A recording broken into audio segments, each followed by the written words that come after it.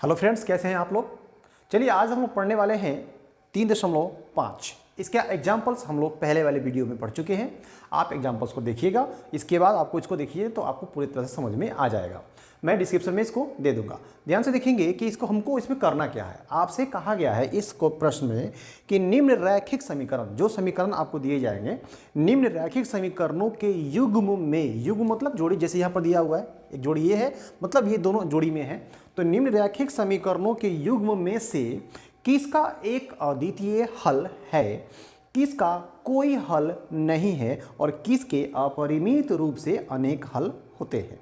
अगर अद्वितीय हल हुआ तो उसे आप वज्र गुणन विधि से क्या करेंगे, हल करेंगे। तो वज्र गुणन विधि से कैसे हल करना है ये मैं आपको पहले वीडियो में ही बता चुका हूं। इसके बाद भी मैं आपको बताऊंगा इसके अंदर कि कैसे आपको बनाना है। तो सबसे पहले जरूरी ये हो जाता है कि किसका अनंत, मतलब अनंत हल है अपरिमित रूप से, किसका अद्वितीय है और किसका समानांतर है। यदि अद्वितीय हुआ तो ही हम इसको वज्र गुणन के द्वारा बनाएंगे। तो इसके लिए हमने शर्त यहाँ लिख रखा, हालांकि इसकी एक पर्सनल वीडियो मैं बनाकर दे चुका हूँ, उसको भी मैं डिस्क्रिप्शन में दे दूंगा, आप उसको देख लीजिएगा। तो देखिए करना क्या है, कहता है क्या कि यदि a1 बटा a2 बराबर नहीं होगा अगर b1 बटा b2 का, तब ही वो अद्वितीय हल होगा। और यदि ये शर्त आप पकड़ लिए इस समीकरण में से, अगर ये शर्त पकड़ा गया तो ही आप वज्र गुणन से इसको बनाएंगे।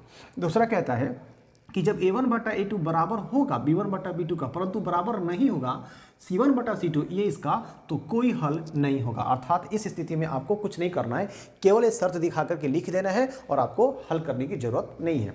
फिर कहता है कि जब a1 बटा a2 बराबर होगा b1 बटा b2 का और सब बराबर होगा c1 बटा c2 का, अगर ये सब एक दूसरे के बराबर हैं तो इसका होता है अपरिमित रूप से अनेक हल। हालांकि इसकी सारणी मैं आपको बनाकर दे चुका हूं, आप प्लीज इसको अच्छे से देखिए ताकि अच्छे से आपको ये समझ में आए, क्योंकि अभी 3.6 तक आपको इसकी आवश्यकता पड़ती है।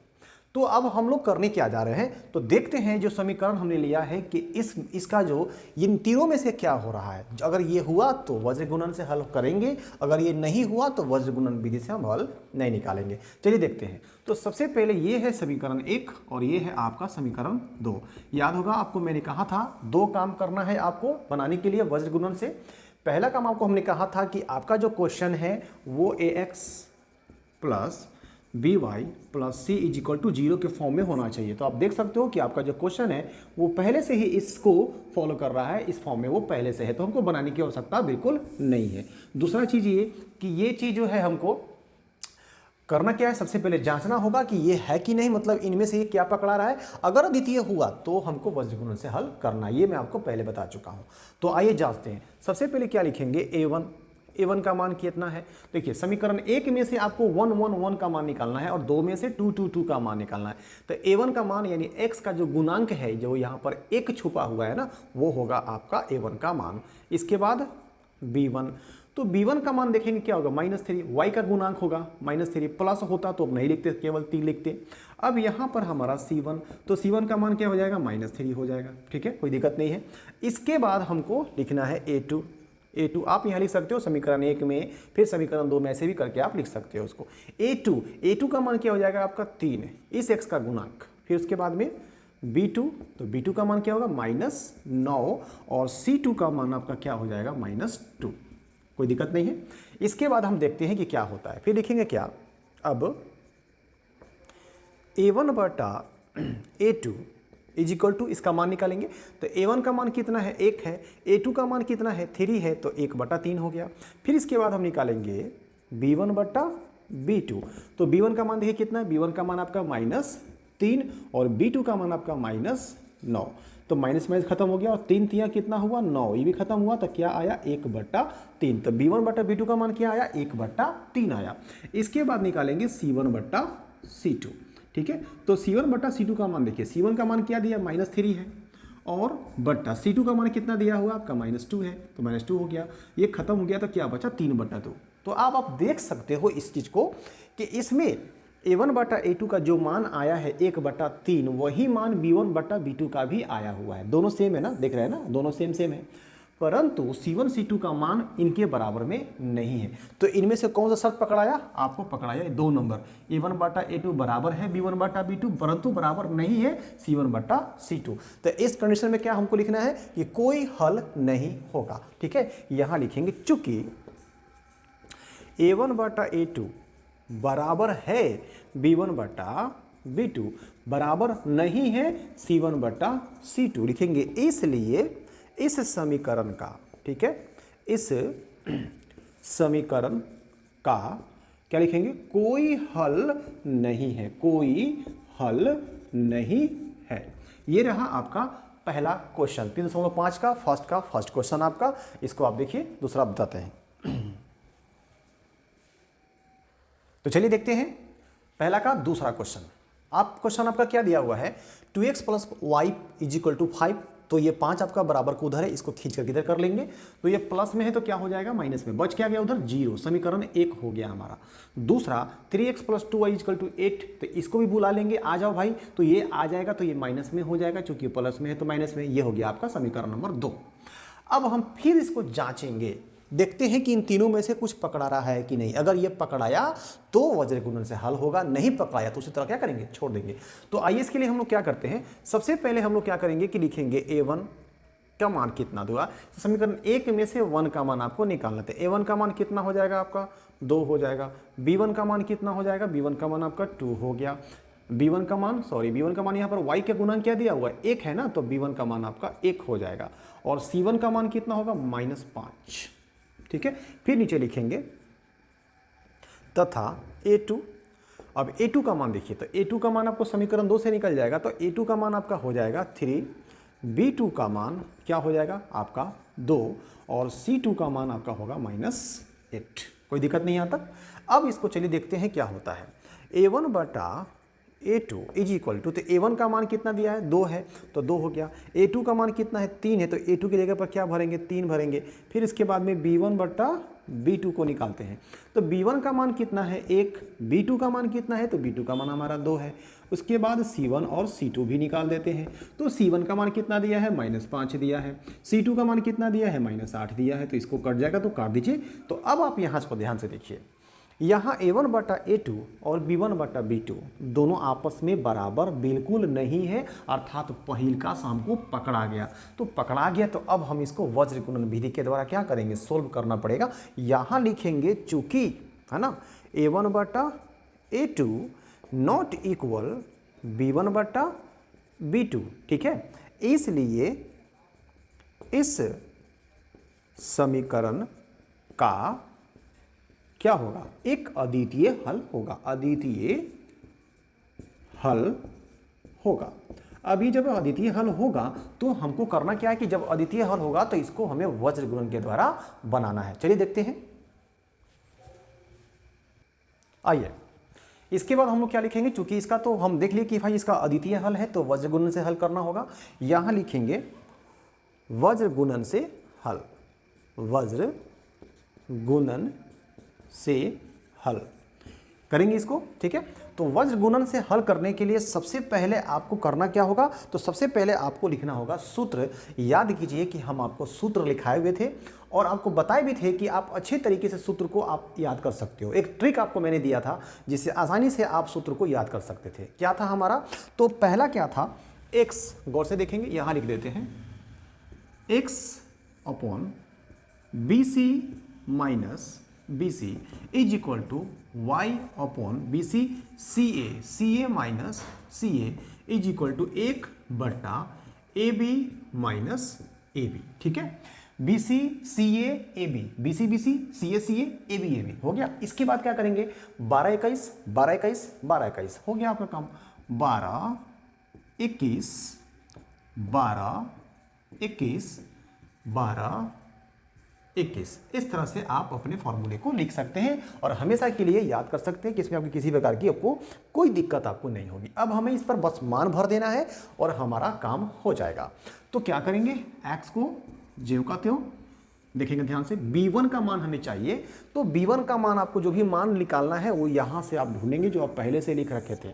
आपको क्या चाहिए B1, तो B1 का मान देखिए कितना है, B1 का मान आपका 1 है, तो B1 की जगह पर 1 हो गया। यहाँ गुना होता है ना दोनों के बीच में सभी जगह।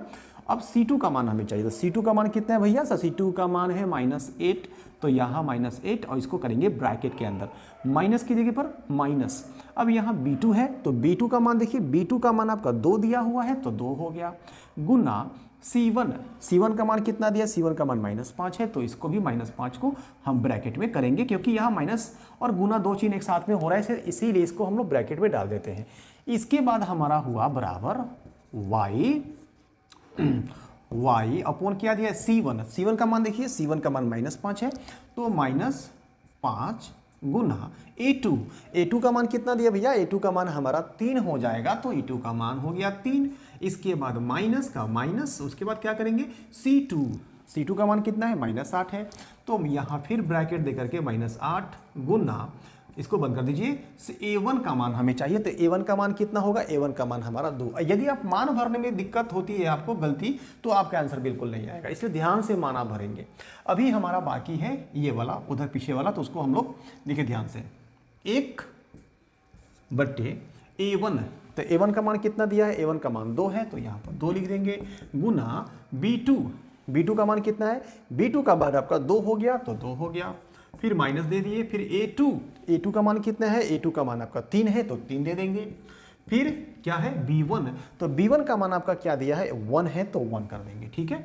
अब इसको सॉल्व करेंगे, देखिए आगे, x अपॉन यहाँ +1 है, -8 है, तो प्लस माइनस 8 है, कम क्या हो जाएगा, 8 हो जाएगा, फिर माइनस माइनस क्या होगा, प्लस 5 दूना कितना हुआ, 10, तो एक आपका ये हो गया, इज इक्वल टू, अब क्या करेंगे, y अपॉन -5 गुना, +3 दिया है ना, तो माइनस 5 3 15, उसके बाद में ये माइनस क्या हो जाएगा आपका, प्लस 8 दूना कितना होगा, 16, इज इक्वल टू, अब इसको लिखेंगे 1 अपॉन 2 दूना 4 -3 एकम 3। अभी आपको आंसर आपका भी नहीं आया है।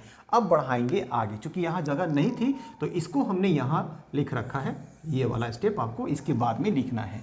अब हम बढ़ाते हैं आगे, क्या करेंगे, देखेंगे x आपका ज्यों का त्यों उतर जाएगा, अपॉन 10 प्लस में और 8 माइनस में है, तो प्लस ज़्यादा है ना माइनस वाला से, तो प्लस का चिन्ह लगेगा, लेकिन देंगे नहीं, 10 में से 8 गया, क्या बचा 2, तो x अपॉन 2 हो गया, यहाँ y हमारा हो गया, अपॉन 16 ज़्यादा है ना प्लस वाला माइनस वाला से, तो 16 में से 15 गया, तो क्या बचा 1, और यहाँ देखेंगे 1/1 इसका हो गया।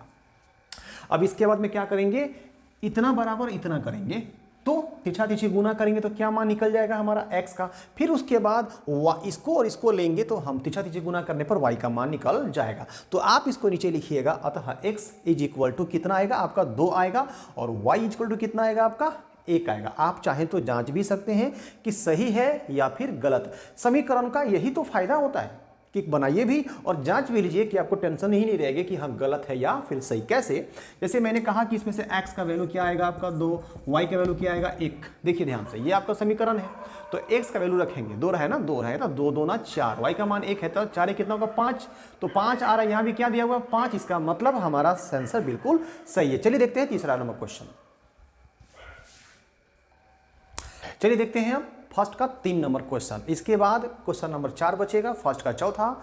और मैं चाहूंगा, आपसे रिक्वेस्ट है कि उस क्वेश्चन को आप खुद से बनाइए, अगर नहीं आता है तो कमेंट कीजिए, उसको भी बनाकर आपको दिया जाएगा। क्योंकि ये वीडियो थोड़ी लंबी ना हो, इसके लिए इसको पार्ट बाई पार्ट करके बनाया जाएगा, ताकि आपको पूरी वीडियो अच्छे से समझ में आ सके।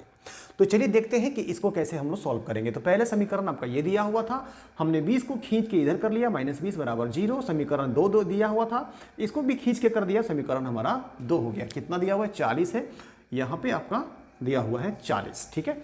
अब हम लिखेंगे A1 B1 C1, जो भी आपको लिखना है, A1 B1 और C1 तीनों का मान आपको लिखना है। तो A1 का मान कितना, समीकरण 1 से सब निकलेगा 1 का मान, तो समीकरण 1 में देखेंगे A1 का मान कितना है भैया 3 है, तो 3 हो गया, कॉमा उसके B1 का मान तो -5 हो गया आपका B1 का मान। C1 का मान की बात करते हैं तो -20 हो जाएगा, ठीक है।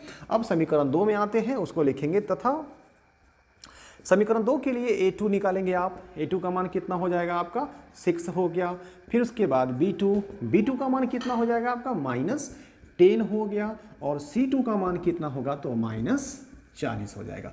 अब हमको करना क्या है, देखना है कि जांचना पड़ेगा ना पहले कि भैया ये वज्र गुणन से हल होगा कि नहीं। अगर होगा तो उसके लिए अद्वितीय हल होना चाहिए, तभी तो होगा। आइए देखते हैं अद्वितीय हल है कि नहीं हो रहा है। लिखेंगे अब A1 अपॉन A2 का मान भरिए। A1 का मान कितना है आपका 3 है, A2 का मान कितना है आपका, तो A2 का मान 6 है, कटता है तो काट दो, 3 दूना 6, क्या आंसर आया 1/2 आपका आया। इसके बाद आप क्या निकालेंगे B1 बटा B2, तो B1 बटा B2 का मान देखिए, B1 का मान आपका -5 दिया हुआ है तो -5, और B2 का मान आपका -10 है तो -10, काटता है तो काटिए, माइनस से माइनस खत्म हो गया और 5 दूना क्या हुआ 10, 1/2। अरे तो इसका भी वही आंसर आया, उसका भी वही आंसर आया। अभी बाकी है मेरा C1 और C2, इसको भी देख लेते हैं। C1 बटा C2, तो इसका मान देखिए, C1 का मान कितना है -20 और C2 का है आपका -40, तो ये क्या होगा आपका माइनस में खत्म हो गया, तब 20 दूना क्या हो जाएगा, 20 दूनी 40। इसका भी आंसर क्या आया 1/2। तो आप देख सकते हो कि सभी का मान आपस में बराबर है पूरा, इसका मतलब दोनों समीकरण एक ही जैसा है ना। तो यहां लिखेंगे फिर से, चूंकि A1 बटा A2 बराबर है B1 बट्टा B2, अब बराबर है C1 बट्टा C2 का, सब बराबर है भैया, इसलिए क्या लिखेंगे, इस समीकरण का अपरिमित रूप से, वही आपसे पूछा था, अपरिमित रूप से अनंत या अनेक हल